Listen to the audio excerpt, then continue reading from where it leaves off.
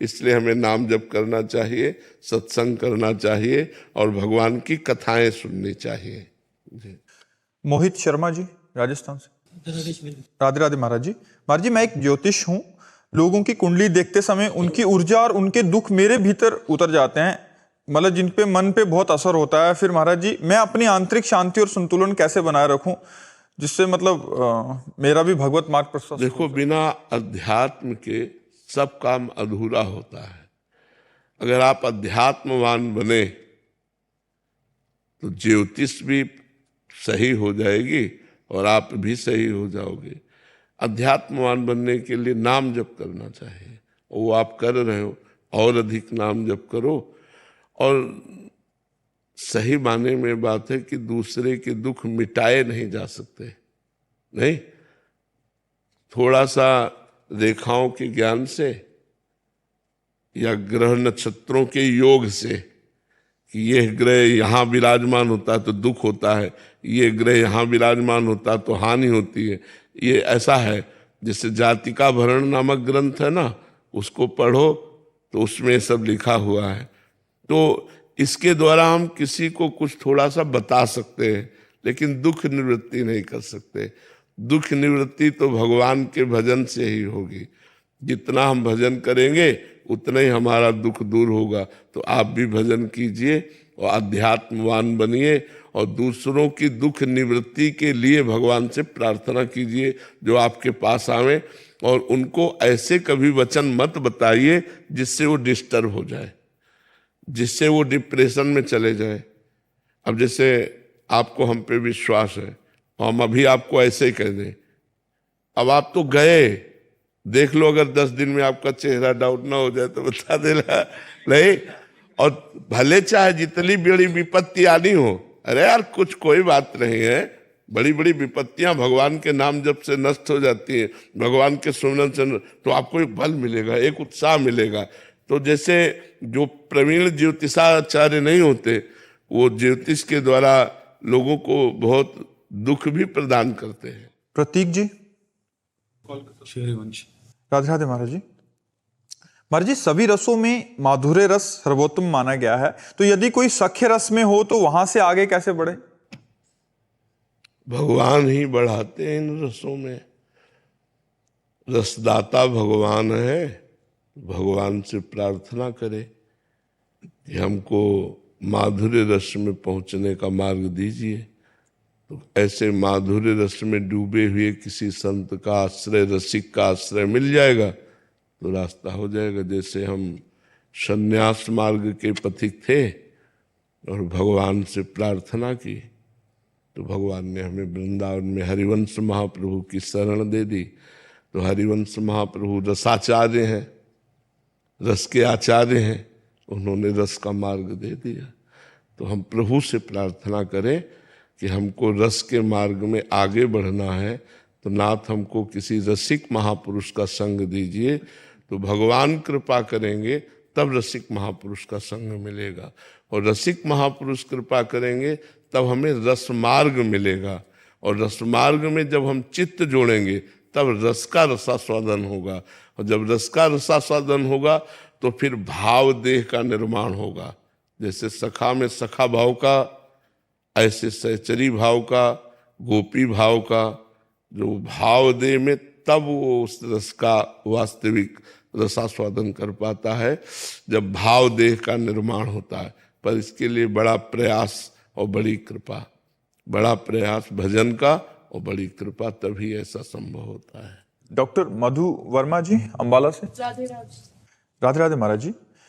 महाराज जी, भगवत प्राप्ति, भगवत साक्षात्कार तथा भगवत अनुभव, इसमें महाराज जी क्या अंतर है? एक साधक को किस परिस्थिति को दर्शाता है उसकी? कोई अनुभव नहीं है इनमें। अंतराय जब भगवान प्रकट होते हैं तो अंतर में भी प्रकट होते हैं, बाहर भी प्रकट होते हैं, उनमें कोई अनुभव के अंतराय नहीं होते। जो अंदर दिखाई देते हैं वही बाहर दिखाई देते हैं। बहिरंतश्च भूतानाम अचरम चरमेव च सूक्ष्मात् तद विज्ञेयम दूरस्थम चान्तिके च तत्। वो परमात्मा जब किसी के अनुभव में आता है तो बहिरन वो भीतर देखता है, अंतर में वो बाहर देखता है, वो दूर देखता है, वो नजदीक देखता है, वो जिधर देखता है जित देखूं तित श्याममयी है। अब देखने में अंतराय हो जाता है, अनुभव में अंतराय नहीं होता। देखने में कोई राम रूप उपासक है, कोई श्याम रूप उपासक है, कोई शिव रूप उपासक है, कोई गणपति रूप उपासक है, तो वही परम तत्व विभिन्न रूपों में भक्तों की भावना के अनुसार वो दर्शन देता है। जाकी रही भावना जैसी प्रभु मूर्ति देखी तिन तैसी। अब कोई निराकार परमात्मा की उपासना करता है तो वो केवल अनुभव में आएगा, वो दिखाई नहीं देगा। अब साकार भगवान की उपासना करता है तो अनुभव में भी आएगा और वो दिखाई भी देगा। जैसे हम चाहें कि हम प्रभु से बातचीत करें तो हमारी उतनी भजन की क्षमता हो जाए कि पांच भौतिक शरीर से हमारा राग नष्ट हो जाए और हमारे अंदर चिदानंद भाव देह की रचना हो, तो हम चिदानंद भाव से सच्चिदानंद भगवान से बातचीत कर सकते हैं, इस शरीर से नहीं। ये शरीर पांच भौतिक है, ये माता पिता के द्वारा प्रकट हुआ शरीर, यह पवित्र शरीर है। इस शरीर से हम भगवान से बातचीत नहीं कर सकते। इसी शरीर में अंतर में जो एक भाव शरीर प्रकट होता है उस वो भजन के द्वारा होता है। उस शरीर से इन्हीं श्रवणेन्द्रिय से हमें सुनाई देगा, इसी वाक्येंद्रिय से हम बोलेंगे, लेकिन वो दिव्य होगी।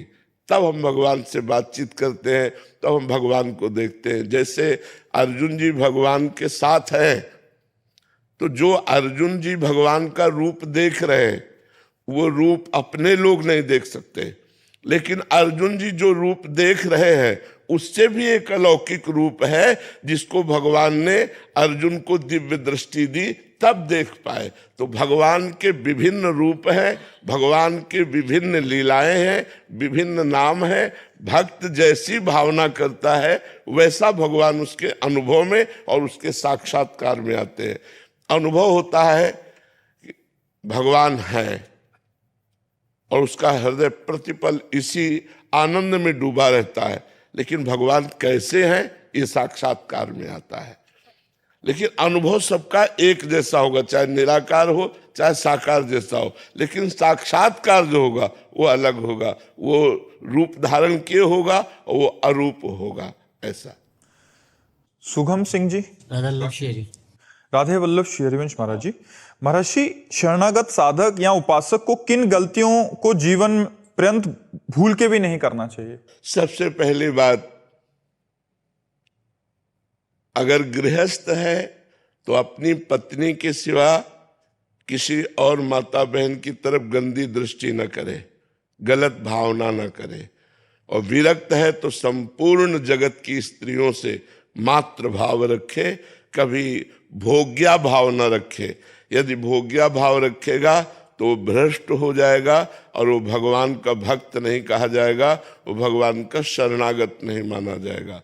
दूसरी बात, रसेंद्री के द्वारा हम वही पदार्थ पाएंगे जो शास्त्र आज्ञा करता है। मनमानी पदार्थ हम नहीं पा सकते। जैसे भोजन सात्विक होना चाहिए, अब हमारे भोजन पाने में ऐसी बहुत सी वस्तुएं हैं जो हमें निषेध की गई है। मांस है, अंडा है, ये चीजें निषेध की गई है। हम भूलकर निषेध वस्तुओं का सेवन न करें।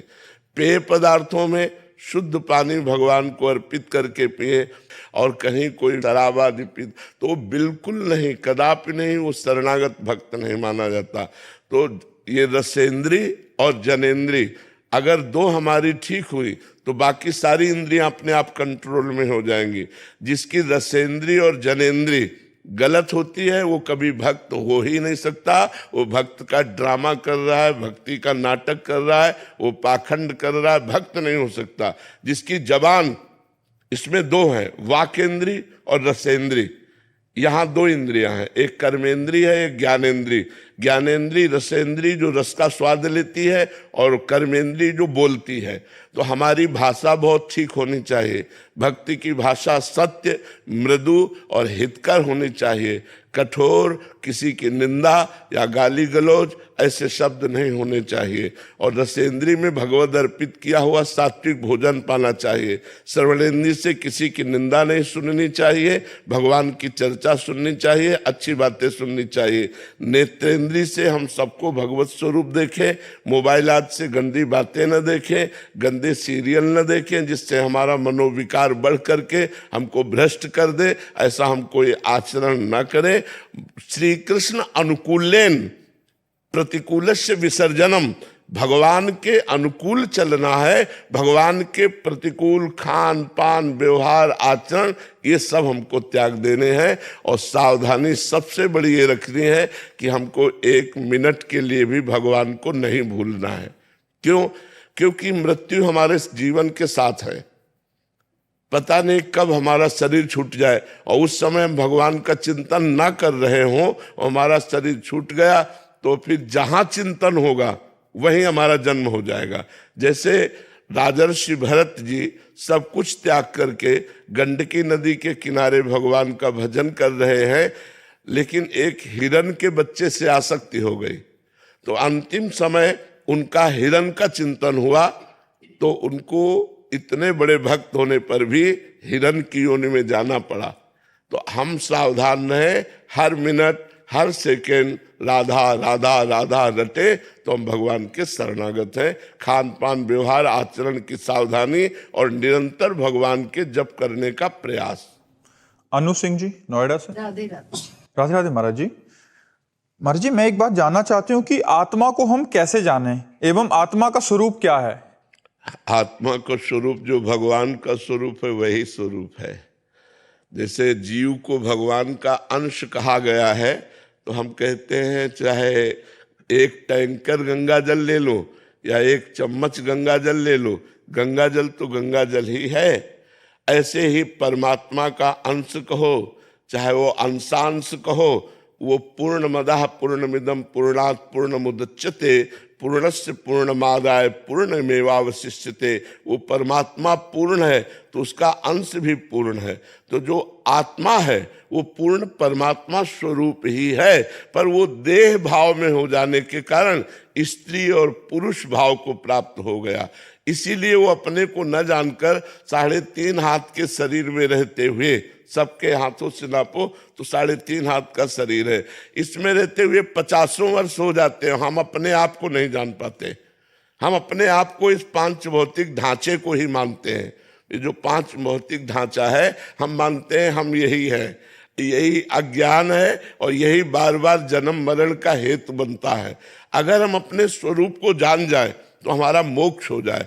उस स्वरूप को जानने के लिए पहला नियम है सदगुरु की शरण होना। जैसे हमें कहीं भी जाना तो गाइड की जरूरत है, क्योंकि हम जहाँ नहीं जानते हैं वहाँ हमें गाइड चाहिए। तो हम मोक्ष मार्ग को नहीं जानते हैं, आत्मा को नहीं जानते हैं। तो जो आत्म स्वरूप को प्राप्त हो चुके हैं ऐसे संत को गुरु रूप में वर्णन करें। गुरु बहुत सावधानी से बनाना चाहिए। ऐसा नहीं कि किसी के प्रवचन सुन करके हम किसी को गुरु बनाने। प्रवचन तो पढ़ लिख के भी किया जा सकता है, लेकिन अनुभव, पार ब्रह्म परमात्मा का अनुभव किए हो और शाब्द ब्रह्म वेदों का ज्ञान रखता हो, दोनों बातें होनी चाहिए। क्योंकि यदि वो पर ब्रह्म का अनुभव नहीं किए तो केवल प्रवचन से बात बनने वाली नहीं, और उसे शब्द ब्रह्म वेदों का ज्ञान नहीं है तो जो अनुभव किया वो शब्दों में कैसे व्यक्त करे। इसलिए दोनों बातें होनी चाहिए, शब्द ब्रह्म का ज्ञान और पर ब्रह्म का ज्ञान। ऐसे यदि हम सदगुरु का वर्ण करें और उनके बताए हुए नाम मंत्र और उन साधना के द्वारा यदि हम अपने जीवन को भागवतिक बना सकें तो धीरे धीरे हमारे पहले 3 शरीर हैं। यह है स्थूल शरीर, इससे राग नष्ट होगा। फिर दूसरा सूक्ष्म शरीर जिसे मन बुद्धि चित्त अहंकार 5 ज्ञानेंद्रियां 5 कर्मेंद्रियां कहते, इससे हमारा ममत्व हटेगा। तीसरा है कारण शरीर जिसे स्वभाव कहते हैं, हमारा स्वभाव परमात्मिक हो जाएगा, भागवतिक हो जाएगा, अभी सांसारिक है। तीन गुणों के द्वारा प्रेरित होकर स्वभाव में हमारे कभी शांत, कभी घोर, कभी प्रमाद, आलस्य, निद्रा, यही चलता रहता। सतोगुण, रजोगुण, तमोगुण, तीनों गुणों से तीत हो जाए, ऊपर हो जाए हमारा स्वभाव, भगवत भाव वाला हो जाए, तब हम अपने स्वरूप को जान पाएंगे। इसलिए स्वरूप का बोध प्राप्त करने के लिए पहले विवेक, और वो सदगुरु से होता है। बिन सत्संग विवेक न होई, बिना सत्संग के विवेक नहीं होता। पहले विवेक, विवेक का मतलब क्या है? सत्य और असत्य का ज्ञान होना। दूसरा, जिस असत को हमने जाना कि ये झूठा है, भोगों में सुख नहीं है, तो लोक परलोक के भोगों से वैराग्य। सम, इंद्रियों का निग्रह। दम, मन का निग्रह। तितिक्षा, सहनशील। श्रद्धा, गुरु चरणों में, शास्त्रों में पूर्ण श्रद्धा। समाधान, चित्त का भगवान में स्थित हो जाना। मुमुक्षुता, अब मैं मुक्त होना चाहता हूं, मुझे संसार में अगला जन्म नहीं चाहिए। ये बातें हो तो वो आत्मज्ञान प्राप्त कर सकता है, तब वो आत्मबोध। और जिसे आत्मबोध प्राप्त हो जाता है फिर उसका अगला जन्म नहीं होता। और जब तक आत्मबोध नहीं प्राप्त होता तब तक बार बार जन्म मरण का चक्र चलता रहता है। शोभित अग्रवाल जी, गुरुग्राम। श्री हरिवंश महाराज जी, महाराज जी, सामान्य जीवन में कुछ ना कुछ रुकावटें प्रतीत होती ही रहती हैं, ऐसे में भजन में निरंतरता कैसे प्राप्त कर सकते हैं? अभ्यास के द्वारा। अभ्यास योग युक्तेन चेतसा नान्यगामिना। भगवान ने कहा है यदि हम ऐसा अभ्यास करें कि हमारा चित्त कहीं ना जाए, जब युद्ध जैसे घोर कर्म में भी भजन हो सकता है। मां मुनिस्मर युद्ध च, भगवान आदेश करते हैं मेरा स्मरण करते हुए युद्ध करो, तो हमें लगता है हर कार्य में हम भगवान का स्मरण कर सकते हैं। चूंकि हमारा अभ्यास नहीं है इसलिए स्मरण नहीं हो पाता, नहीं तो हर कार्य में हम, जैसे देखो आप सुन रहे हो लेकिन एक बात अंदर कुछ और चल रही है, आपके अंदर चल रही ना। आप अभी देखो, अभी आप हमारी बात सुन रहे हो, एकाग्रता पूर्वक सुन रहे हो, लेकिन अंदर ही अंदर कुछ और चल रहा है। जहां तुम्हारे अंदर ही अंदर कुछ और चल रहा है, जो बचपन से किए हुए अभ्यास के कारण वो अंदर ही अंदर हमारा भजन चल रहा है और बाहर से हम बात कर रहे हैं। हमारा ये नहीं कि अब हम भजन छोड़ करके आपसे बात कर रहे हैं, हमारे भाव में वही बैठा हुआ है जो हम भजन करते हैं। तो अगर हम भजन का अभ्यास कर लें तो हम जो भी कार्य करते हैं वो भी कर, चाहे किसानी हो, व्यापार हो, नौकरी हो। अच्छा, हम कहते हैं मानो इतनी एकाग्रता नहीं है आपकी कि आप कार्य करते हुए भजन कर सके, तो हर समय कार्य नहीं करते रहते। जब आप कार्य नहीं कर रहे होते तब आप भजन कर लीजिए, और जो कार्य कर रहे हो उसे भगवान को समर्पित कर दीजिए। जैसे 4 घंटे आपने कोई कार्य किया, तो 4 घंटे के बाद 1 मिनट के लिए अंतर मन से हे कृष्ण, हे राम, जो आप भगवान को मानते हो, हे भगवान, ये 4 घंटे कार्य हमने संसार का आपकी सेवा के लिए किया, कृष्णार्पणमस्तु। वो 4 घंटे का समय का जो कार्य आपने अर्पित किया वो आपका पुण्य बन जाएगा और भगवत प्राप्ति का योग करा देगा। ये भगवत अर्पण कर्म है, ये कर्म योग बन जाएगा। और बीच बीच में आपको स्मरण राधा राधा राधा करना होगा, तो आपका पूरा गृहस्थी जीवन भी भजन में हो जाएगा। अभ्यास कीजिए तब, लेकिन आप शराब पिएंगे, मांस खाएंगे, गंदे आचरण करेंगे तो नहीं हो पाएगा। फिर अपवित्र बुद्धि ऐसा नहीं कर सकती, पवित्र बुद्धि कर सकती। इसीलिए हम सबसे कहते हैं कि आप ऐसे आचरण मत करो जिससे दुख प्राप्त हो। देखो, जब हमारे शरीर को कोई ऐसे काटे तो हमें पीड़ा होती है, तो क्या पशु को पीड़ा नहीं होती? आप देखो, पशुओं को लोग काट करके खाते हैं तो फिर हमारी दुर्गति पक्की है, क्योंकि वो पाप कर्म बना और वो पाप कर्म हमें दुख देगा, दुर्गति हमारी कराएगा। इसलिए पहले तो इन गंदे आचरणों को छोड़ देना चाहिए, फिर अच्छे आचरणों को धारण करें कि हम भगवान का नाम स्मरण करें और जो कर्म करें वो भगवान को समर्पित कर दें। तो परेशानी क्या है? हम कह रहे हैं 2 घंटे आप लैपटॉप में लगे रहे और आपने एक बार भी राधा नहीं बोला, तो हम 2 घंटे पूरे के पूरे भगवान को समर्पित तो कर सकते हैं ना, कि ये 2 घंटे कृष्णार्पणमस्तु, और फिर 1-2 बार नाम जप किया, फिर कार्य में लग गए, तो कितना सुंदर जीवन आपका हो जाएगा, कितना सुंदर जीवन हो जाएगा। जैसे मानो डॉक्टर है, अब वो अपने मरीज को पहली दृष्टि में देखे कि मेरे भगवान इस रूप में आए हुए हैं, मुझे सेवा दी है भगवान ने, और जितना ज्ञान है उसके अनुसार वो उसकी सेवा करे, और जितना समय लगा उस समय को कृष्णार्पणमस्तु कर दे, तो एक यज्ञ करने से जो फल मिलेगा वही उस डॉक्टर को उस मरीज की सेवा करने से फल मिलेगा। ऐसे ही अपने अपने डिपार्टमेंट में जहां हम लगे हैं, ईमानदारी से यदि हम अपने कर्तव्य का पालन करते हैं और अपना कर्तव्य भगवान को समर्पित कर देते हैं, तो वही भगवान की पूजा हो जाती है, वही भगवत प्राप्ति का हेतु हो जाता है। देखो, अर्जुन जी भगवान से कह रहे हैं मैं सन्यास लेकर भजन करूंगा, युद्ध नहीं करूंगा, पर भगवान कह रहे सन्यास नहीं लेना, युद्ध करो। अर्थात अपने कर्तव्य को भगवान ने जोर दिया है। जो आप हो अपने कर्तव्य का ईमानदारी से पालन करो, तो आपका कर्तव्य ही पूजा बन जाएगा और आपको आगे चलकर वही सुख प्रदान करने लगेगा। जो हमें दुख मिलते हैं उनका कारण होता है हमारा पाप। पाप ही हमारे रोग के रूप में, विपत्ति के रूप में, दुख के रूप में, नाना प्रकार की ऐसी समस्याओं के रूप में प्रकट होता है, जो हम बहुत विचलित हो जाते हैं। अगर हम नाम जप करेंगे, हमारे पाप नष्ट हो जाएंगे, तो हम सुखी रहेंगे। चाहे जितना कष्ट हो, यदि भगवान का नाम जप किया जाता है तो उस कष्ट में भी एक आनंद रहता है। भगवान से जुड़ने में न रुपए की जरूरत है, न किसी के सहयोग की जरूरत है। राधा राधा राधा, कृष्ण कृष्ण कृष्ण, केवल नाम जप करते हुए अंदर से भगवान के आश्रित हो जाओ, और जो कर्म कर रहे हो वो भगवान को समर्पित करो। फिर आप देख लो आपका जीवन कितना आनंदमय हो जाएगा। सोनिया अग्रवाल जी दिल्ली से।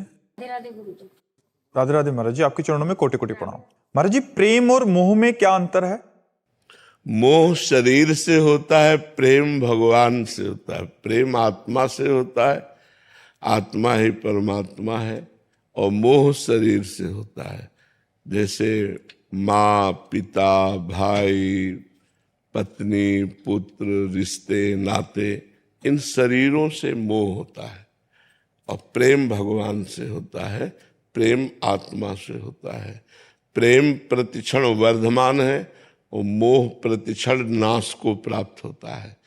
प्रेम उज्जवल भास्कर है, मोह घोर अंधकार है। प्रेम संसार से उद्धार करने वाला है, मोह संसार में बांधने वाला है। मोह मूल बहुसूल प्रद, त्यागहु तम अभिमान। ये तम है, ये अंधकार है, इसका त्याग करना चाहिए। जो शरीर और संसार में मोह है, इसी के कारण भगवान से प्रेम नहीं हो पाता। मोह गए बिनु राम पद, होई न दृढ़ अनुराग। अनुराग माने प्रेम। भगवान से अनुराग इसीलिए नहीं हो पा रहा कि अपने शरीर और दूसरे शरीरों से हमें मोह हो गया है। मोह ये अज्ञान है। अज्ञान की निवृत्ति होने पर मोह का नाश हो जाता है। तो अज्ञान की निवृत्ति कैसे होती है? विवेक से। विवेक हो तो अज्ञान की निवृत्ति हो जाए। तो विवेक कैसे प्राप्त होता है? सत्संग से। बिन सत्संग विवेक न होई, राम कृपा बिन सुलभ न सोई। बिना भगवान की कृपा के सत्संग सुलभ नहीं होता, और बिना सत्संग के विवेक नहीं होता। और होए विवेक मोह भ्रम बागा। विवेक हुआ तो मोह रूपी भ्रम, अज्ञान का नाश हो जाता है। तब भगवान से प्रेम होता है। तो प्रेम आत्मा और परमात्मा से होता है, मोह शरीरों से होता है। गुरुदेव भगवान ने आप एक बार बताए थे कि मन को शांत करने का सबसे अच्छा उपाय है कि राधा नाम को किसी ऑब्जेक्ट पे लिखा जाए। तो क्या गुरुदेव भगवान इसको हम आंख बंद करके अपने मानसिक पटल पे लिख सकते? हाँ, बिल्कुल बिल्कुल बिल्कुल बिल्कुल लिख सकते हैं। आप अपने मस्तक पर लिख सकते हैं, आप अपने हृदय पे लिख सकते हैं, आप जहाँ चाहे वहाँ लिख सकते हैं। नाम को लिख करके जो जप करने का प्रक्रिया है वो बहुत उत्तम है, बहुत उत्तम। इससे बहुत जल्दी लाभ प्राप्त होता है। अरस जी पंजाब से। श्री हरिवंश महाराज जी। श्री हरिवंश महाराज जी, महाराज जी आपके श्रीमुख से सुना है कि भगवत प्राप्ति के लिए शुभ और अशुभ दोनों संस्कारों का नाश आवश्यक है। महाराज जी, मेरी जिज्ञासा है कि इसका वास्तविक अर्थ क्या है? क्या हमें शुभ कर्म जैसे दान, सेवा, परोपकार भी फल की आसक्ति के कारण छोड़ देना चाहिए? नहीं, हमको करना चाहिए, लेकिन भगवान को अर्पित कर देना चाहिए। तो दियम वस्तु गोविंदम तुभ्यमेव समर्पये। भगवान ने ही आपको धन दिया है, भगवान ने ही आपको शरीर दिया है, भगवान ने ही आपको बुद्धि दी है। तो सेवा इन्हीं से होती है, शरीर से होती है, बुद्धि से होती है और धन से होती है। तो हे भगवान, आपके द्वारा दी हुई वस्तु से आपकी ही सेवा हो रही है और ये सेवा भी आपको समर्पित है, तो इससे भगवत प्राप्ति का योग बन जाएगा। और अगर पुण्य हुए तो पुण्य का फल सुख है, और वो सुख संपत्ति ये हमें और प्रमाद स्थिति प्रदान करके घोर दुख में पहुंचा देती है। या बहुत अच्छे पुण्य हुए तो स्वर्ग मिल गया, स्वर्ग में थोड़ा भोग भोगे और फिर मृत्यु लोक में आ गए। पुण्य छीने मृत्यु लोके विशंति। तो इससे काम तो बना नहीं ना, काम तो बनेगा भगवत प्राप्ति से। इसीलिए शुभ अशुभ दुर्ग विध्वंस बल तब जयति जयति जग उच्चरय। शरण निरापक पद रमित सकल अशुभ शुभ नंस देत सहज निश्चल भगत सुजय जय श्री हरिवंश। शुभ और अशुभ दोनों का जब नाश हो जाता है तब भगवान के चरणों में अटल प्रेम होता है, अचल प्रेम होता है। और जब भगवान के चरणों में प्रेम हो जाता है तभी जीव को परम विश्राम मिलता है, परम आनंद की प्राप्ति होती है, आवागमन चक्र से जीव मुक्त हो जाता है। इसलिए भगवान से प्रेम होना अनिवार्य है और उसके लिए हमें खूब नाम जप करना है, डट के नाम जप करना है। हमें जो पुण्य करने हैं वो भगवान के लिए करने हैं। गंगा स्नान किया भगवान के लिए, किसी जीव को भोजन पवाया भगवान की प्रसन्नता के लिए, किसी को धन दिया भगवान की प्रसन्नता के लिए, तो वो पुण्य कर्म नहीं हुआ, वो भगवान की प्रसन्नता के लिए हुआ। और मैंने 10 रुपया इनको दान किया, वो पुण्य कर्म हो गया। तो 10 की जगह 1000 मिल जाएंगे। तो हमारी बुद्धि जब 10 में ठीक नहीं है तो 1000 में कहाँ से ठीक हो जाएगी। श्री हरिवंश महाराज जी आपके मुख से राधा नाम की इतनी महिमा सुनी, लेकिन अपनी लाडली की सहसा प्रीति हरिवंश नाम में है, तो फिर इसमें मन। हरिवंश नाम, राधा नाम, राधा वल्लभ नाम, शरणागत मंत्र, निज मंत्र सब हरिवंश है, कोई अलग थोड़ी है। राधा कहोगे तो हरिवंश है, हरिवंश कहोगे तो राधा है। शरणागत मंत्र जप कर रहे हो तो हरिवंश जप कर रहे हो, निज मंत्र जप कर रहे हो तो हरिवंश जप कर रहे हो, राधा वल्लभ जप कर रहे हो तो हरिवंश जप कर रहे हो। ये अलग नहीं है। हरिवंश का स्वरूप क्या है? हाँ, हरि राधा वृंदावन सास है। तो बस चाहे राधा कहो तो वही पूरा संपूर्ण वैभव उसी में विराजमान है, चाहे कृष्ण कहो तो संपूर्ण वैभव विराजमान है, चाहे गोविंद कहो तो वही संपूर्ण वैभव विराजमान है।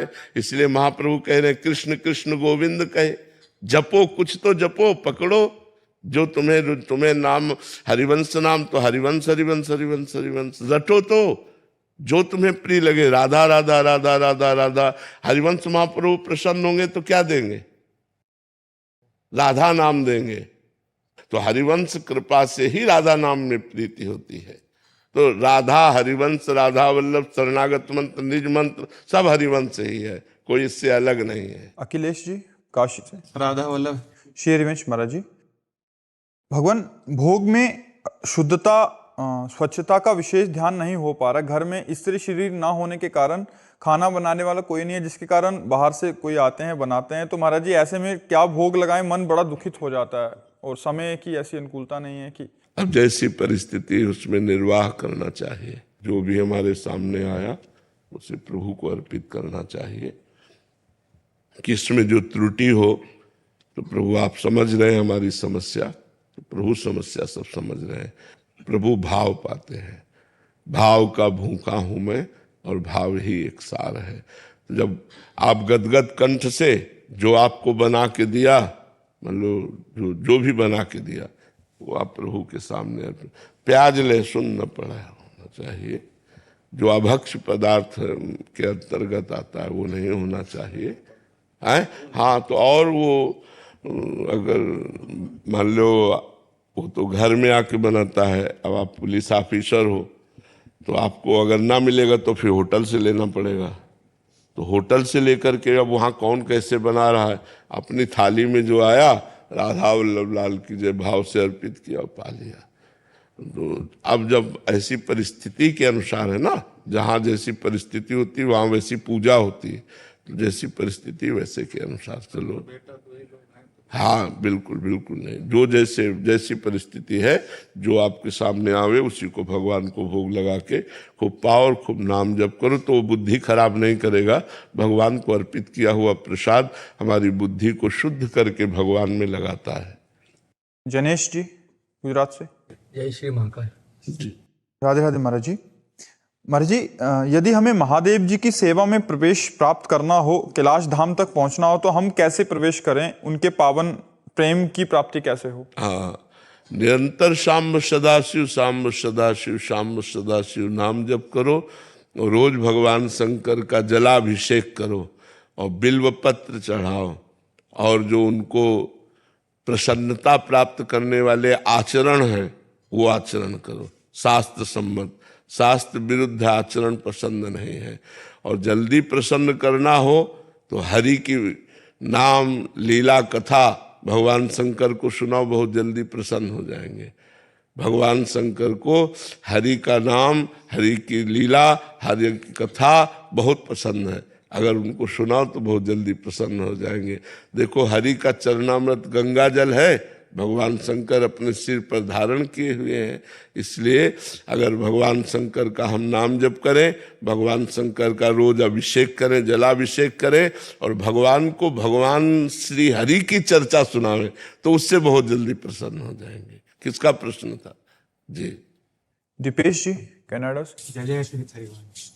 राधे राधे महाराज जी। महाराज जी, जब आपकी ओर श्री जी की ओर देखते हैं तो असीम कृपा का अनुभव होता है, पर यह शरीर भगवत आश्रित होते हुए भी राग और द्वेष से भरा पड़ा है। महाराज जी, इसके बाद भी क्या श्री जी स्वीकार करेंगे, और राग द्वेष कैसे हटे महाराज जी? श्री जी तो स्वीकार कर चुकी है, स्वीकार करेंगी नहीं। अगर स्वीकार न की होती तो आप हमारे सामने न बैठे होते, आप वृंदावन धाम न आए होते, आपको ये बातें न रुचती। ये बातें रुच रही हैं, आप वृंदावन धाम आए हैं, आप हमारे सामने बैठे हैं, ये प्रमाण है कि श्री जी ने आपको स्वीकार कर लिया है। हाँ, अब जो हमारी कमियां हैं उनको हम दूर करने का प्रयास करें, नाम जप करें, शास्त्र स्वाध्याय करें, संतों का संग करें, और जो हमें बात समझ में आ रही है, जो सुन करके हमने उपदेश समझे, उनको हम जीवन में धारण करें। पर हम धारण तभी कर सकते हैं जब हमारी पवित्र बुद्धि होगी। पवित्र बुद्धि ही में धारणा होती है। पवित्र बुद्धि कब होगी?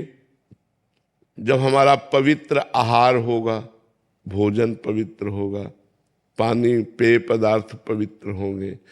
यदि हम गंदे पदार्थ खाएंगे तो फिर हमारी बुद्धि गंदी होगी, वो निर्णय गंदा करेगी, अच्छा निर्णय नहीं करेगी। इसीलिए सबसे प्रार्थना है, आप तो करते नहीं होंगे, लेकिन सबसे प्रार्थना है कि आप मांस मत खाइए, अंडा मत खाइए, शराब मत पीजिए, पराई बहन बेटियों की तरफ गंदी दृष्टि मत रखिए, और फिर आप चलिए भगवत मार्ग में। देखिए आपको आनंद की कैसी अनुभूति होगी। पहले पाप नष्ट होंगे, तब तक जलन होगी, फिर इसके बाद आनंद की धारा प्रकट हो जाएगी। तो प्रभु ने तो हमें स्वीकार कर लिया है, हम प्रभु को स्वीकार कर लें। मेरे तो गिरधर गोपाल दूसरों न कोई, ऐसा अगर हम स्वीकार कर लें तो इसी जन्म में हमारा काम हो जाए, इसी जन्म में भगवत प्राप्ति हो जाए। हम प्रयास करते हैं, सफलता तो भगवान के हाथ में है। कर्मण्येवाधिकारस्ते मा फलेषु कदाचन। हम फल की आश्रित न हो, हम अपना कर्तव्य कर्म करें, परिणाम भगवान देख लेंगे। ठीक है जी। हीरा राम जी मुंबई से। राधे राधे महाराज जी। महाराज जी, भोजन प्रसादी करने में आश्रय दोष या निमित्त दोष हो जाए तो उसका कितना? नाम कीर्तन से ठीक हो जाता है। भोजन अगर बनाने वाला अपवित्र विचार वाला है या भोजन में कोई भी अपवित्रता है, तो जब भोजन सामने आवे, हम नाम कीर्तन करके फिर भगवान को अर्पित करके पावें तो भोजन निर्दोष हो जाता है। नाम संकीर्तन से, भगवान का नाम जप करते हुए पाने से, भगवान को पवा के पाने से भोजन के दोष नष्ट हो जाते हैं। इसलिए उसकी चिंता मत करो, भगवान नाम कीर्तन करो, भगवान की जय जयकार करके फिर भोजन पाओ। अजय पांडे जी लखनऊ से। श्री राधे राधे। राधे राधे महाराज जी। महाराज जी, सभी कुछ ईश्वर ही करते हैं, उनकी इच्छा के बिना कुछ नहीं होता, फिर ये मैं खत्म क्यों नहीं हो रहा जानते हुए भी? बस मैं खत्म हो जाए तो संसार खत्म हो गया, मैं खत्म हो गया तो आवागमन खत्म हो गया, मैं खत्म हो गया तो दुख खत्म हो गए। अभी आनंद में, अभी आनंद में।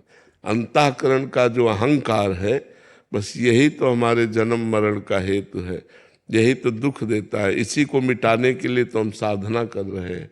तो खूब नाम जप करो, संतों का संग करो और परोपकार करो। परोपकार करने से अहंकार नष्ट हो जाता है। दूसरों को सुख देने की चेष्टा करो, नाम जप करो, भगवान से प्रार्थना करो। अहंकार नष्ट हो गया तो फिर क्या, फिर तो महात्मा है।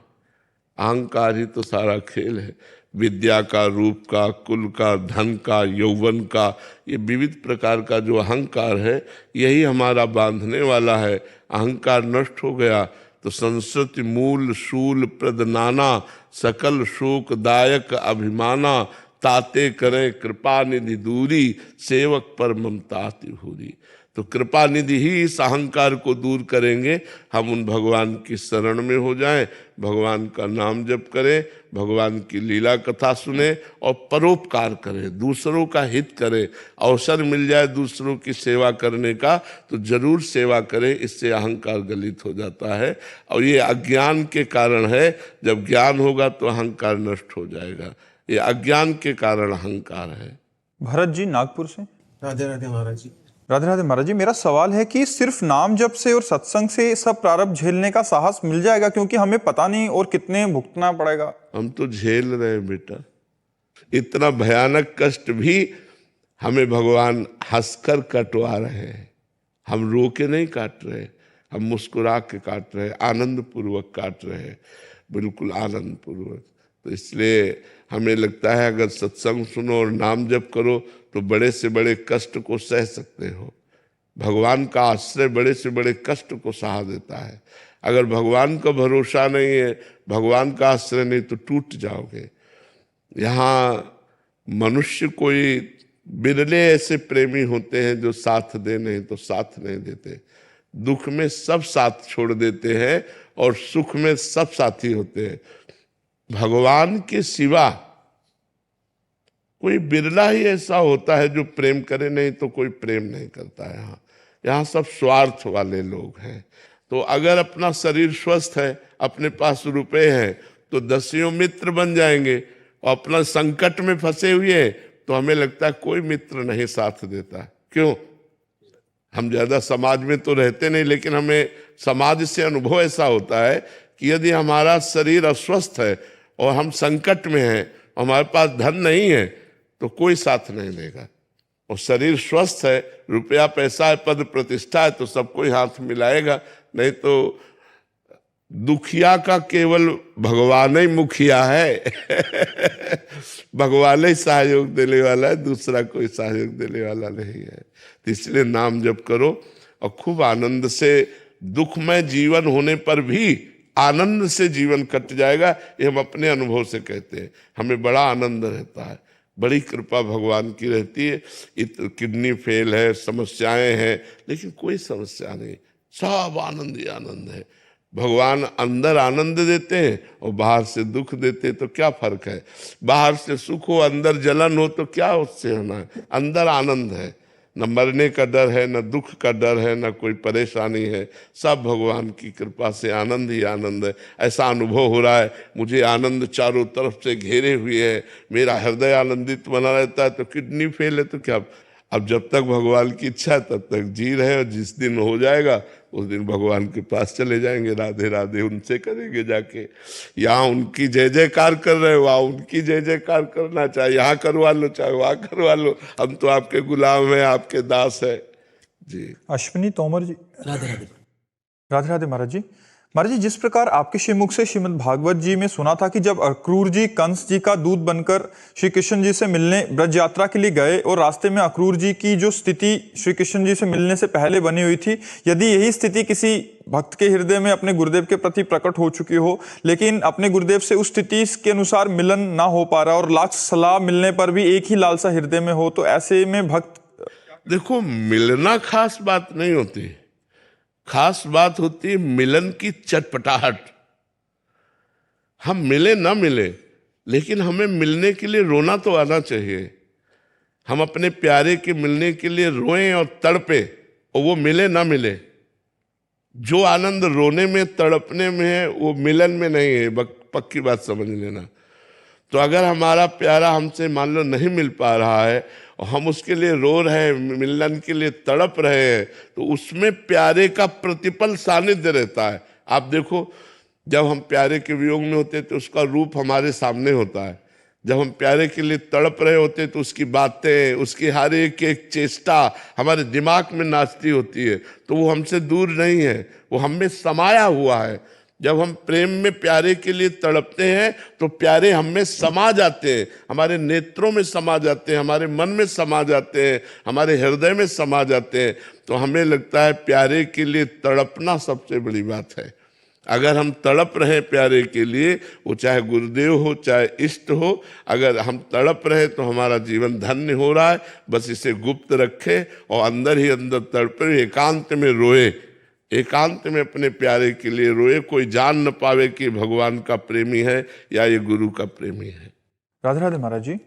महाराज जी, आजीवन लाइलाज बीमारी के कारण मेरी दोनों किडनी फेल हो चुकी थी। मेरी जान बचाने के लिए मेरे पति जी ने मुझे अपनी किडनी डोनेट किया। मेरे पति हमेशा से धार्मिक मार्ग पर चलने वाले इंसान हैं। इतने अच्छे सतमार्ग पर चलने वाले मेरे पति को मेरी वजह से इतना कष्ट हुआ, क्या ये मेरा पाप बन गया या मैं इसका ऋण कैसे चुकाऊं महाराज जी? नहीं, किसका है? हाँ, तुम अर्धांगिनी हो, आधे अंग पर अधिकार है। हम धन्यवाद देते हैं तुम्हारे पति को जिसने आपके जीवन की रक्षा के लिए आपको किडनी दान की। कितने वर्ष हुए किडनी ट्रांसफर कराए? पिछले साल ही हुआ महाराज। हाँ, बिल्कुल ठीक है। अब आप स्वस्थ हैं? हाँ जी महाराज। बिल्कुल स्वस्थ हैं? हाँ जी। कोई दवा नहीं? नहीं, दवा तो जीवन भर चलेगी महाराज। दवा जीवन भर चलेगी। हाँ, ठीक है। बहुत धन्यवाद है आपके पति को जो उन्होंने आपके जीवन की रक्षा के लिए अपनी किडनी दान की। वास्तविक ऐसे ही पति होने चाहिए, ऐसा ही प्रेम होना चाहिए पति पत्नी में कि एक दूसरे के लिए प्राण समर्पित हो, एक दूसरे के लिए जीवन समर्पित हो, तभी गृहस्थ सार्थक होता है। हम तुम्हारे पति को बार बार धन्यवाद देते हैं। नहीं तो आजकल तो बहुत ही मानसिकताएं खराब हो रही, लेकिन धन्यवाद है जिन्होंने वास्तविक समझा अपने पति धर्म को और उन्होंने अपनी किडनी दी। हाँ, बहुत सुंदर बात। वो भी स्वस्थ है? हाँ जी, वो भी स्वस्थ है। अच्छा, कहाँ है? अच्छा, आप हैं? आप इनके पति हैं? हाँ, धन्यवाद आपको, बहुत बहुत धन्यवाद। इनके जीवन बचाने के लिए धन्यवाद। और भगवान आपको भी स्वस्थ रखें और आपको भी स्वस्थ रखें। हाँ, दोनों नाम जप करो और अच्छे से चलो, ठीक है? हाँ, आपको इसलिए बार बार धन्यवाद देते कि कलिकाल में अपनी पत्नी के लिए कोई अपने प्राणों की बाजी लगा दे, ये बहुत बड़ी बात होती है। बहुत सुंदर बात। धन्यवाद आपको, बहुत सुंदर जी। महाराज जी, क्या कर्ज अधिक हो जाना भी पूर्व कर्म का फल है? नहीं, मूर्खता कि हमारी जितनी सामर्थ्य नहीं उससे ज्यादा हमें मकान बढ़िया बनाना है, कर्ज कर लिया, गाड़ी लेके चलनी, कर्ज कर लिया, ये मूर्खता है। हमारी सामर्थ्य साइकिल की है तो हम बिना कर्ज लिए साइकिल से चलेंगे। अपनी बेटी का ब्याह करना है तो अपनी सामर्थ्य के अनुसार लड़के से ब्याह करो, अपनी सामर्थ्य के अनुसार चलो, कर्ज लेने की जरूरत नहीं है। हमें लगता है कि जो थोड़ा बड़ा तो सहयोग की बात अलग है, ये जो बड़ा कर्ज हो जाता है इसका मूल कारण हमारी आवश्यकता बड़ी हो गई, आवश्यकता बड़ी हो और लोगों में दिखावेपन का भाव। वही ब्याह बहुत आराम से हम कर सकते थे और वही ब्याह करोड़ों में करते हैं, करोड़ों की पार्टी के लोग देखें। अब कर्जा लेके किया तो तो हमें चाहिए अपने मर्यादा के अनुसार, अपने सामर्थ्य के अनुसार यदि हम जिए तो हमें कर्जा नहीं करना पड़ेगा। और कर्जा करना बहुत हानिकारक बात है। यदि कर्जा ना पटा पाए तो अगले जन्म आपको फिर किस योनि में जाना पड़ेगा, उसका क्या बन करके कर्जा चुकाना पड़ेगा पता नहीं। इसलिए कर्जा किसी का रहना नहीं चाहिए, किसी का नहीं रहना चाहिए। बहुत सावधान रहना चाहिए, किसी का कर्जा नहीं रहना चाहिए। वो सुविधाओं का काम नहीं है, वो दुख का काम है। इसलिए ऐसी कोई सुविधा कर्ज से न खरीदे, जो जैसे गाड़ी है, मकान है, विविध प्रकार की वस्तुएं, अपनी गरीबी से निर्वाह कर ले, कर्ज नहीं करना चाहिए। श्री हरिवंश महाराज जी, क्या कुंडलिनी जागरण के बाद हृदय से भावनाएं चली जाती हैं? क्या नींद कम हो जाती है? और इस अवस्था को कैसे संभालें? कुंडलिनी जागरण से तो भावना बढ़ती बच्चा। भागवतिक शक्ति, कुंडलिनी क्या है? एक भागवतिक शक्ति है। जो जागृत होती तो उसमें दिव्यता होती, तेजस्विता होती, ज्ञान विज्ञान की स्फुरणाएं होती, भाव की धाराएं। तो अच्छा, नींद कम होना ये भागवतिक क्षेत्र में स्वाभाविक है। चाहे वो भक्ति से चलो, चाहे ज्ञान से चलो, चाहे योग से चलो, किसी भी मार्ग में चलो, भागवतिक मार्ग में नींद कम की जाती है। अगर स्वतः कम नहीं होती तो इसे कम किया जाता है। फालतू में समय सोने में नहीं बर्बाद किया जाता। 4 घंटे बहुत से बहुत, 5 घंटे, 3 घंटे, जितना संभाल पाओ।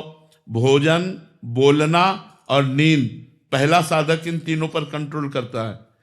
रसेंद्री कंट्रोल में हुई तो जनेंद्री कंट्रोल में हो जाए। तो भोजन तो जनेंद्री भी कंट्रोल में हो गई। वाकेंद्री, बोलना, इससे भारी अपराध बनते हैं, वाणी से हम ज्यादा अपराध बनते हैं। सुनना, बहुत प्रपंच नहीं सुनना चाहिए। तो इसमें नींद पर काबू करना तो हर साधक का कार्य है। और जब आगे चलकर स्वतः नींद खत्म हो जाती है, धीरे धीरे वो सत्वगुण बना रहता है, तो निद्रा, आलस्य, प्रमाद की कोई गुंजाइश नहीं रहती, जो भगवत चिंतन परायण रहता है। लेकिन ये बात कि कुंडलिनी जागरण होने पर भाव खत्म होने लगते हैं, ऐसा तो मुझे नहीं लगता। हम कुंडलिनी जागरण से तो और दिव्य भावों का स्फुरण होता है। जैसे सूर्य प्रकाशित होता है तो अंधकार का नाश होता है, ऐसे वो दिव्य शक्ति जैसे जैसे जागृत होती वैसे वैसे भगवदाकार, ब्रह्माकार वृत्ति बनने लगती है। तो आप जागरण कर रहे हैं क्या कुंडलिनी? अच्छा, कई घंटे सिद्धासन में बैठते हैं? पौना घंटा। पौना घंटे में कुंडलिनी जागरण होती है? अरे भाई, 3 घंटे बिना हिले डुले जब तक पद्मासन और सिंहासन में, सिद्धासन में नहीं बैठोगे तब तक उसमें धक्का ही नहीं लगेगा। और प्राणायाम कितना करते हैं? प्राणायाम आधा घंटा। कैसा? रेचक, कुंभक, पूरक? नहीं। फिर नहीं महाराज जी, आपने लिखा है कि कुंडलिनी की बात की अवस्था को अभी कैसे संभाल। काय को मजाक, अभी कुंडलिनी जागरण की तुम बात कर रहे हो, अभी उसमें धक्का नहीं लगा यार। एक बार जो उसमें धक्का लगा ना तो महाराज जी, आपने एक बार बताया था कि पूरा उछल उछल के।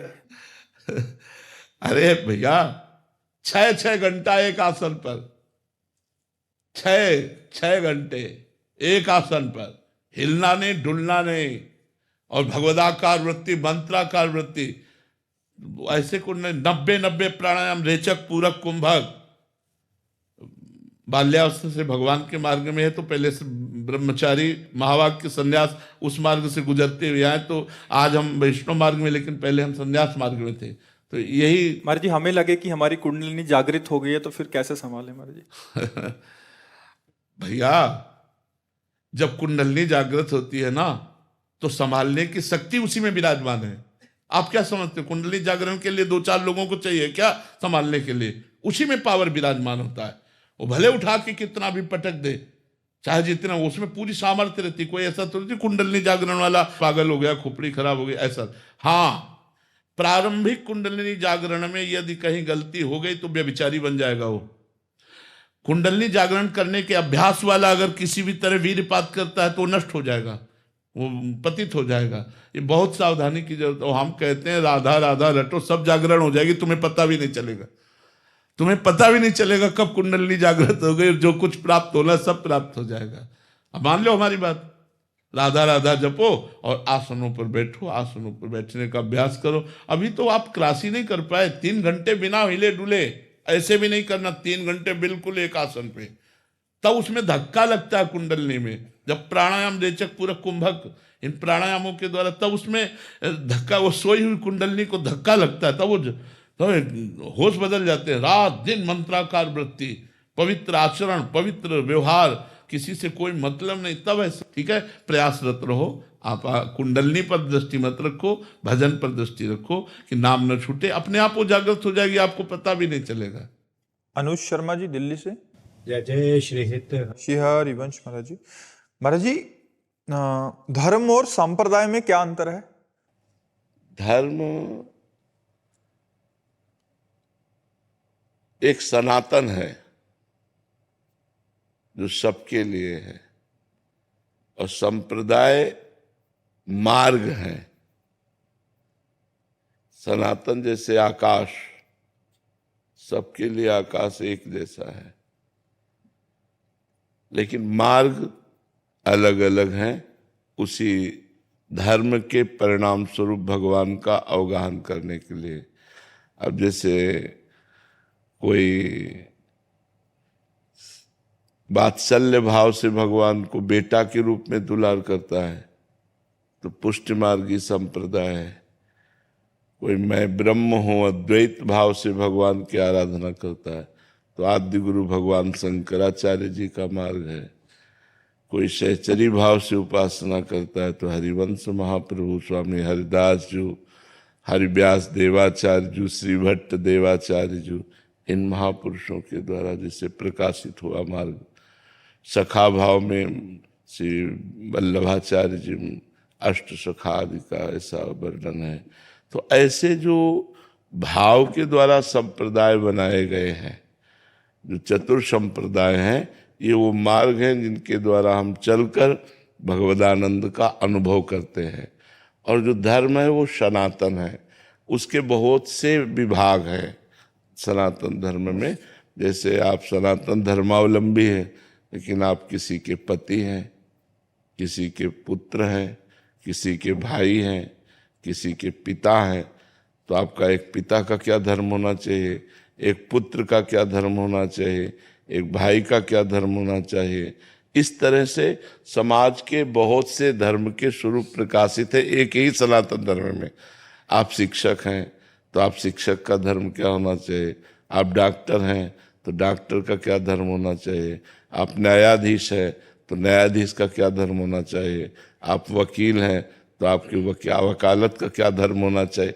ये वो आकाश की तरह सनातन है और उसके विभाग बहुत से हैं।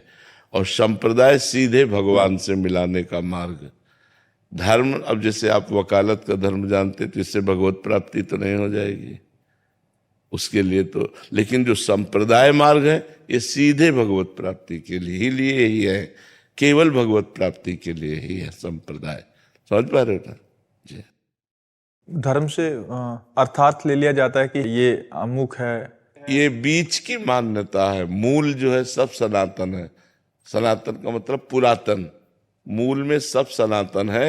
ये बीच की मान्यता है कि हम अलग अलग अपने धर्मों को, तो ये समाज का जो विभाजन है ये मानसिकता है। सनातन का विभाजन नहीं हो सकता।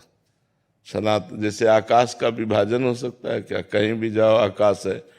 सनातन वायु है, सनातन आकाश है, सनातन सूर्य है, सनातन पृथ्वी, इसका कभी विभाजन नहीं हो सकता है। तो सनातन के बीच में ही अपनी अपनी बौद्धिक स्तर की छोटी छोटी टुकड़ियां कर ली गई हैं। वो बौद्धिक स्तर की है, बकाया वो भी सब सनातन के अंतर्गत ही है। सनातन से बाहर कोई नहीं है। जैसे आकाश से बाहर कोई नहीं है, ऐसे सनातन से बाहर कोई नहीं। तो गुरुदेव, अलग अलग संप्रदायों के जो मार्ग है, क्या वो हमारे कर्म धर्म के ऊपर भी फर्क डालते हैं? हाँ, डालते हैं।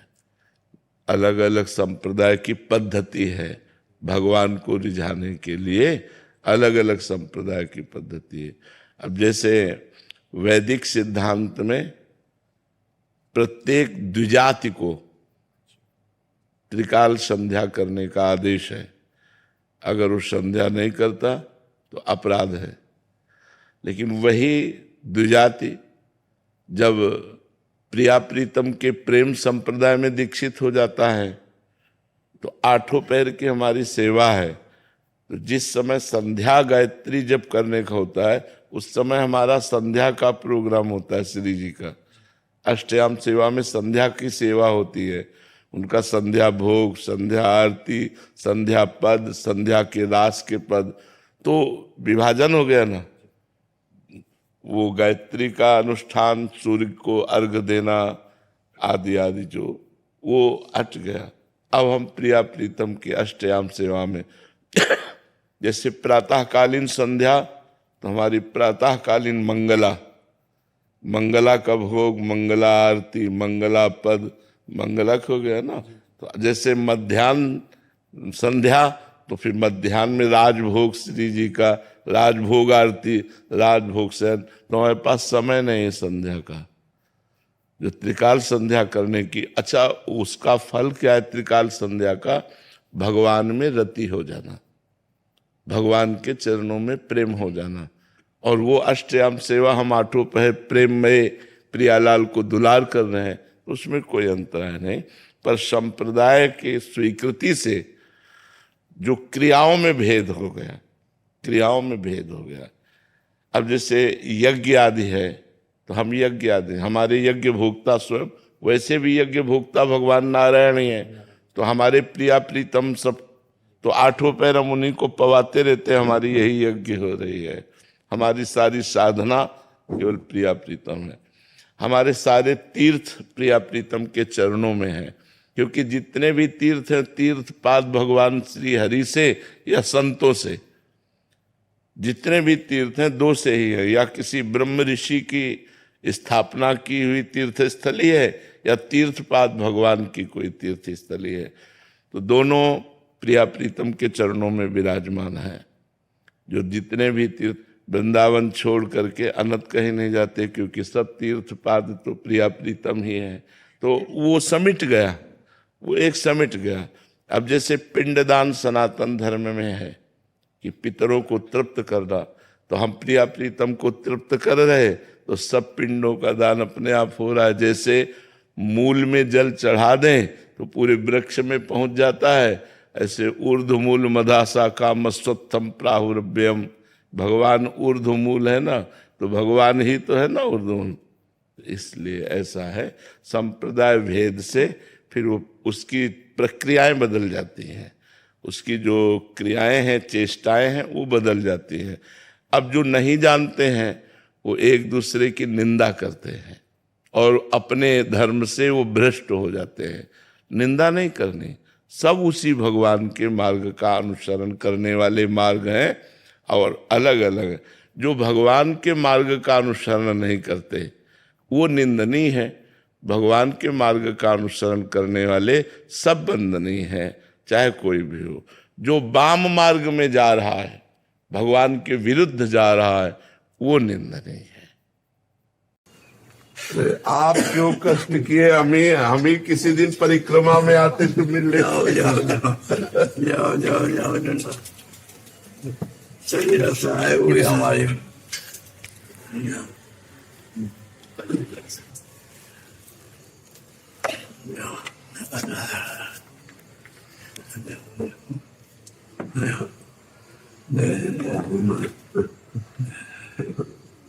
बड़ी कृपा, बड़ा वात्सल्य किया।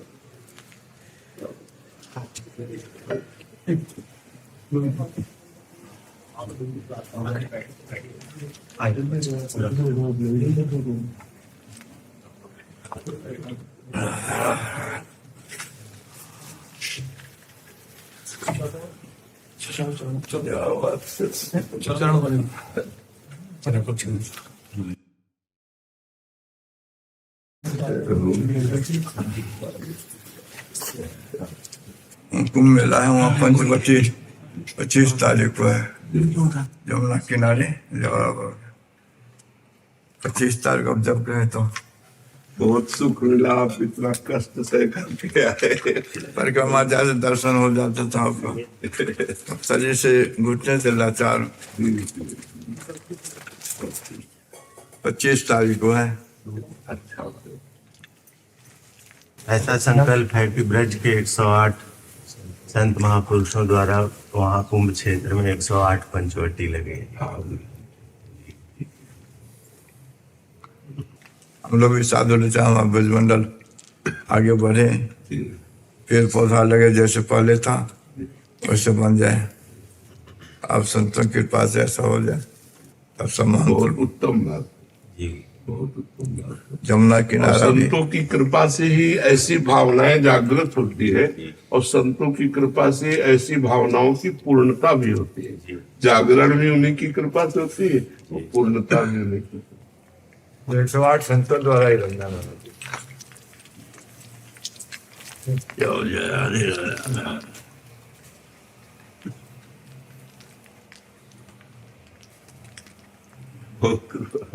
हमारे परिक्रमा में दर्शन हो जाता चलते चलते। सब संतों को दंडोत, राधे राधे राधे। कुंज मन में डोलो। हम लोग कुंज तो है, कुंज में सभी लोग रहते हैं। त्वचा प्रणमे शिरसा देवं गौरी पुत्रं विनायकं भक्तावासं स्मरे नित्यं आयुष्कामाय सिद्धे। प्रथमं वक्रतुण्डं च एकदन्तं तृतीयं कृष्णपिङ्गाक्षं गजवक्त्रं चतुर्थकं लम्बोदरं पंचमं च षष्ठं विकटमेव च सप्तमं विघ्नराजेन्द्र दूरवर्णं तथाष्टमं नवमं बालचन्द्रं च दशमं तु विनायकम् एकादशं गणपतिं द्वादशं तु गजाननं द्वादशैतानि नामानि त्रिशं नियम्य पठे नर न च विघ्नभयं तस्य सर्वसिद्धिकरं प्रभु। विद्यार्थी लब्धे विद्या, धनार्थी लब्धे धनं, पुत्रार्थी लब्धे पुत्रान्, मोक्षार्थी लब्धे गतिं। जपेत् गणपतिस्तोत्रं सर्वे मासे फलं नवे संवत्सरे सिद्धिं च लभते मातृसंशया। अष्टाभ्यो ब्राह्मणे च लिखित्वाया समय प्रभे तस्य विद्या भवेत् सर्वा श्री गणेशस्य प्रसादात्। जन्म के साथ ही हमारी मृत्यु भी है। हमारे जन्म के साथ मृत्यु भी प्रकट हुई है। अब वो किस मिनट में, किस महीने में, किस वर्ष में, ये हमें पता नहीं है। लेकिन हमारा बहुत कीमती शरीर है, मनुष्य शरीर बड़ा दुर्लभ शरीर है। क्या मृत्यु के बाद हम अन्य योनियों में जब जाएंगे तो ये स्वतंत्रता प्राप्त कर पाएंगे क्या जो मनुष्य शरीर में है? हमें पीड़ा है तो हम डॉक्टर से बात करते हैं, हमें भूख है तो हम अच्छा भोजन पा लेते हैं, हमारी जो मन की इच्छा होती वो हम प्राप्त कर लेते हैं। तो हम ये आपको इसलिए बताना चाहते हैं कि आपकी श्वासें इतनी कीमती है कि आप 50 वर्ष की आयु में जितना रुपया, पैसा, मकान, संपत्ति एकत्रित किए हैं वो सब दे दे तो भी आपको एक श्वास एक्स्ट्रा नहीं मिलेगी। जब मृत्यु का समय आएगा और ये कहा जाए कि अपने जीवन की पूरी संपत्ति मैं देता हूं, मुझे एक श्वास और लेने दीजिए, तो आपको एक श्वास और लेने नहीं दिया जाएगा। इसलिए सबसे प्रार्थना है, कोई पैसा नहीं लगता, कोई मेहनत की बात नहीं, हर श्वास में राधा राधा राधा राधा बोलिए, आपका परम कल्याण हो जाएगा, आपका परम मंगल हो जाएगा। शरीर छूटने के बाद आप उत्तम लोगों को प्राप्त होंगे, नीच योनियों को प्राप्त नहीं होंगे। हमारी प्रार्थना मान लीजिए, जो अगर राधा नाम प्रिय नहीं है तो राम कृष्ण हरि जो नाम आपको प्रिय हो, वो श्वास प्रश्वास राधा राधा, कृष्ण कृष्ण, राम राम, हरि हरि, यदि ऐसा रटोगे तो मनुष्य जीवन आपका सार्थक हो जाएगा। नहीं तो प्यारे, शरीर छूटने के बाद यहाँ कुछ अपने साथ नहीं जाता। शरीर छूटा, मकान छूटा, स्त्री पुत्र परिवार छूटा, और जो हमारे पाप या पुण्य कर्म हुए उनके अनुसार फिर पशु पक्षी की योनियां या नाली का कीड़ा बनाया जाएगा, सुअर कुत्ता बनाया जाएगा, क्या बनाया जाएगा। इसलिए सावधान रहिए, शराब मत पीजिए, मांस मत खाइए, कोई गलत आचरण मत कीजिए, और हर श्वास में कोशिश कीजिए